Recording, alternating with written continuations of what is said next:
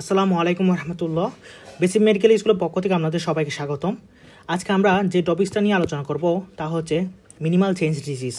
এই minimal change disease হলো এক ধরনের গ্লোমেরুলার ডিজিজ, যেটা হচ্ছে আমাদের সাধারণত নেফ্রোটিক প্রেজেন্টেশন নিয়ে আমাদের মাঝখানে রোগীরা প্রেজেন্ট করে। তো এই মিনিমাল চেঞ্জ ডিজিজ সম্পর্কে জানার আগে আমরা কতগুলো কি পয়েন্টস নিয়ে আলোচনা করতে চাই। সেটা হলো মিনিমাল চেঞ্জ ডিজিজ কোন কোন বয়সে সাধারণত হয়ে থাকে। আমাদের মনে রাখতে হবে মিনিমাল চেঞ্জ ডিজিজ সাধারণত সব সময় হয়ে থাকে, অর্থাৎ যে কোনো এজের ক্ষেত্রে হতে পারে। তবে বাচ্চাদের ক্ষেত্রে এগুলো বেশি হয়ে থাকে, বলা হচ্ছে কি 75% কেজে হচ্ছে কি আমাদের বাচ্চাদের ক্ষেত্রে হয়ে থাকে, আর অনলি 1/4 অর্থাৎ 25% ক্ষেত্রে ইয়ং এজে হয়ে থাকে। তো এখন কোন বয়সে সবচেয়ে বেশি পরিমাণ মিনিমাল চেঞ্জ ডিজিজ পাওয়া যায়? সাধারণত বলা হয় 2 থেকে 3 বছর বয়সেই আমাদের সবচেয়ে বেশি পরিমাণ মিনিমাল চেঞ্জ ডিজিজের বাচ্চা মিনিমাল চেঞ্জ পেশেন্ট পাওয়া যায়। এখানে কি হয়, এখানে মেনলি আমাদের যে পোডোসাইট আছে, পোডোসাইটের আমাদের রিভার্সিবল একটা ডিসফাংশন হয়ে থাকে, রিভার্সিবল ডিসফাংশন অফ পোডোসাইট। তো এটার মেন আমাদের ট্রিটমেন্ট হিসাবে আমরা কী দিব মনে রাখবেন, আমাদের মিনিমাল চেঞ্জ ডিজিজটা highly responsive to steroid therapy. স্টেরয়েডের মধ্যে যখন আপনি পেনিসিলিন দিবেন, তাহলে পেনিসিলিন দিবেন, তখন দেখা যায় যে এটা 80% কেসেসের ক্ষেত্রে আপনার হাইলি রেসপন্সিভ। তো এখন দেখেন এখানে একটু আলোচনা করি, সেটা হচ্ছে কি এখন রেনাল বায়োপসি। এখন রেনাল বায়োপসি যখন করব, আমাদের বলা হয় যে কোনো গ্লোমেরুলার ডিজিজের ক্ষেত্রে কনফার্মেটরি টেস্ট হিসাবে অবশ্যই আমাকে প্যাথোলজি সম্পর্কে জানতে হলে আমাকে অবশ্যই রেনাল বায়োপসি করতে হবে। কিন্তু কয়েকটা ডিজিজ দুই একটা আমাদের গ্লোমেরুলার ডিজিজ আছে যেগুলোর ক্ষেত্রে রেনাল বায়োপসি ইন্ডিকেটেড না। তার মধ্যে একটা হচ্ছে কি মিনিমাল চেঞ্জ ডিজিজ, আরটা হচ্ছে আপনার ডায়াবেটিক নেফ্রোপ্যাথি। সাধারণত এই দুইটা ডিজিজের ক্ষেত্রে আমরা রেনাল বায়োপসি করি না। আচ্ছা, যদি করে থাকি তখন আমরা রেনাল বায়োপসির ক্ষেত্রে যখন লাইট মাইক্রোস্কোপ দেখব তখন আমরা এখানে কোনো চেঞ্জ পাবো না, অর্থাৎ আমরা গ্লোমেরুলার বেসমেন্ট মেমব্রেনের কোনো চেঞ্জই পাবো না, কোনো চেঞ্জ পাবো না যখন আমরা সেটা লাইট মাইক্রোস্কোপে দেখব। আর যখন সেটা আমরা ইলেকট্রন মাইক্রোস্কোপ দিয়ে দেখব, ইলেকট্রন মাইক্রোস্কোপের সাথে দেখব, তখন দেখা যাবে আমাদের যে ফুড প্রসেস অফ পোডোসাইটগুলো আছে সেগুলো ডিফিউজ লস হয়ে যাবে। সেই কারণে আমাদের এই পোডোসাইটগুলোর ফিউশন হবে, ফিউশন অফ দ্য পোডোসাইট ইলেকট্রন মাইক্রোস্কোপে আমরা দেখব। ঠিক আছে, তাহলে দেখেন এরপর কি হবে। আচ্ছা, এখন আমি বললাম যে আমাদের রেনাল বায়োপসি সাধারণত সব গ্লোমেরুলার ডিজিজের ক্ষেত্রে আমাদের ইন্টিগ্রেটেড মাস্ট বি করতে হবে যদি আমরা এটার আসল প্যাথোলজি সম্পর্কে জানতে চাই। সেক্ষেত্রে দুইটা ক্ষেত্রে আমরা কন্ট্রাইন্ডিকেটেড, যেমন হচ্ছে মিনিমাল চেঞ্জ ডিজিজ এবং এটা হচ্ছে কি আপনার ডায়াবেটিক নেফ্রোপ্যাথি, যদি এটা সেকেন্ডারি গ্লোমেরুলার ডিজিজ।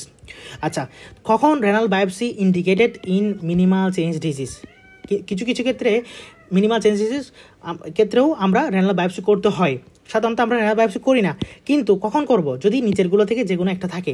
তার মধ্যে অন্যতম হচ্ছে কি আমরা যে এটা বললাম যে highly responsive to steroid therapy. তো ধরুন আপনি পেশেন্টকে 1 মাস হয়ে গেল হাই ডোজে আপনি স্টেরয়েড থেরাপি দিচ্ছেন, তারপরেও আমাদের রোগী ইমপ্রুভ করতেছে না, তখন আমাদের অন্য কোনো কজ আছে কিনা, মিনিমাল চেঞ্জের পাশাপাশি অন্য কোনো প্যাথোলজি আছে কিনা সেটা জানার জন্য আমাকে অবশ্যই এটা করতে হবে। এরপর ক্লিনিক্যাল প্রেজেন্টেশন হিসাবে মিনিমাল চেঞ্জেসের পেশেন্টগুলো সাধারণত নর্মোটেনসিভ হয়ে থাকে, কিন্তু যখন দেখবেন এই পেশেন্টগুলোর মধ্যে হাইপারটেনশন আছে তখন আমাদের রেনাল বায়োপসি করতে হবে। এছাড়াও হেমাসেরিয়া থাকলে করতে হয়, এছাড়াও আমাদের রেনাল ফাংশনগুলো ইম্পেয়ারমেন্ট হলে তখনও করে থাকি। আর আমরা ম্যাক্সিমাম টাইমে কখন 100%ই আমরা অবশ্যই রেনাল বায়োপসি করব, যখন দেখা যাচ্ছে কি আমাদের এই ডিজিজটা রিল্যাপসিং এবং দেখা যাচ্ছে যদি আপনার 3 থেকে 4 বার এপিসোড অফ। আচ্ছা, এখন আমরা মিনিমাল চেঞ্জ ডিজিজের কজগুলো সম্পর্কে জানবো। আচ্ছা, এটা দেখা যাচ্ছে কি 90% কেসের ক্ষেত্রে মিনিমাল চেঞ্জ ডিজিজের কজ হচ্ছে ইডিওপ্যাথিক, এটা কোনো কারণ জানা যাচ্ছে না। এছাড়াও কিছু ড্রাগসের কারণে হয়ে থাকে। ড্রাগসের মধ্যে যেমন গোল্ড, তারপর হচ্ছে আপনার লিথিয়ামের ক্ষেত্রে দিয়ে হতে পারে, অথবা NSAIDs দিয়ে হতে পারে,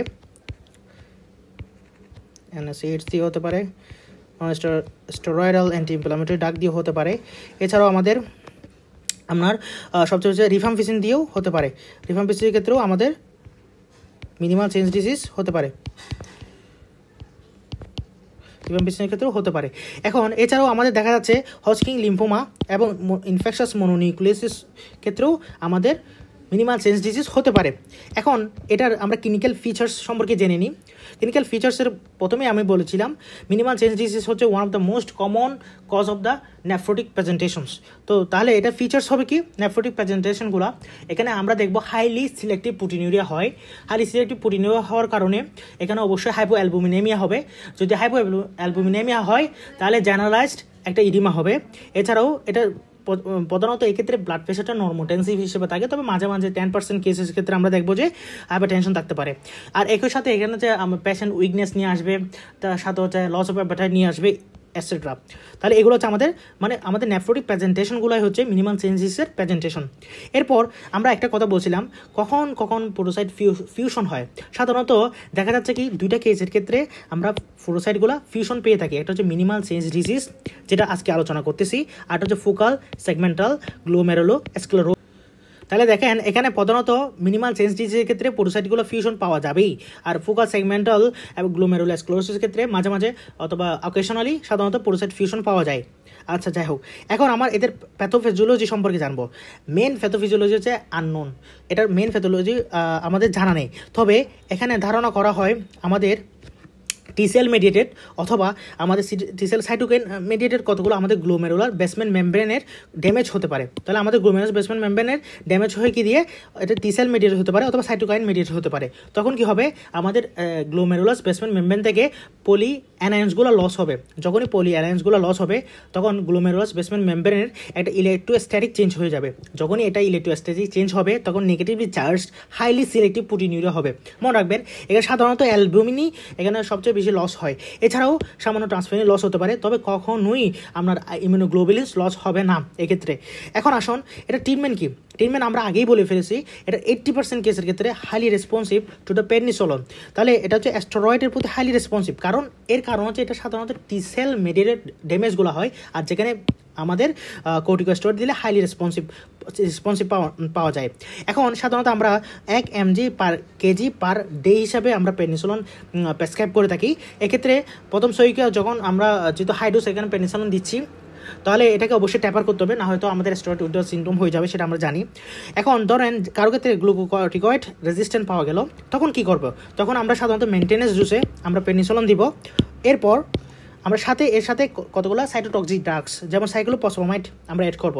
সাইক্লোফসফামাইড সাধারণত এই যে কখন দিয়ে থাকবো আমরা, সাইক্লোফসফামাইড সাধারণত 1 থেকে 2 mg পার কেজি পার ডে করে আমরা 8 থেকে 12 সপ্তাহ আমরা দিয়ে থাকবো।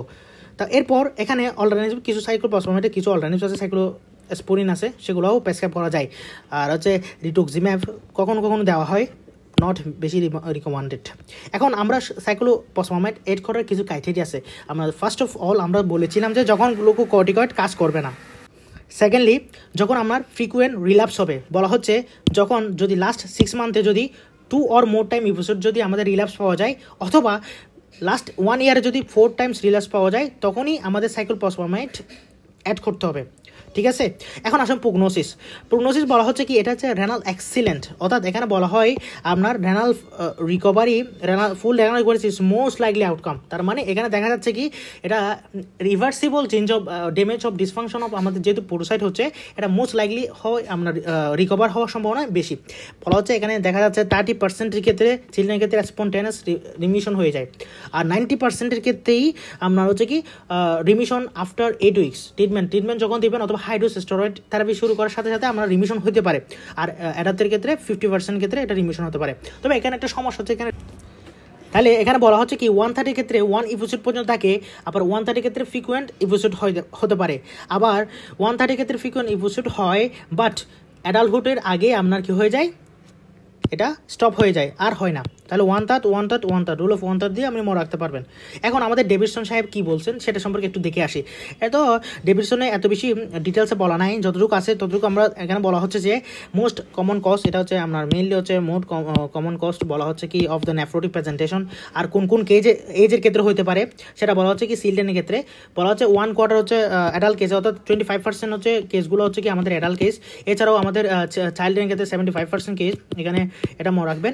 এছাড়াও আমাদের বলা বলা হচ্ছে কি এটা রিভার্সিবল ডিসফাংশন হচ্ছে একটা ফুটোসাইডের, আর এটা লাইট মাইক্রোস্কোপে কোনো কিছুই চেঞ্জ পাবেন না, শুধুমাত্র ইলেকট্রন মাইক্রোস্কোপে আপনারা ফুড প্রসেসগুলো আমরা ফিউশন অবস্থায় পাবেন। আচ্ছা, এখানে বলা হচ্ছে হাইলি গ্লুকোকরিয়েট থেরাপি স্টার্ট করতে কত ডোজ সহ বলা আছে।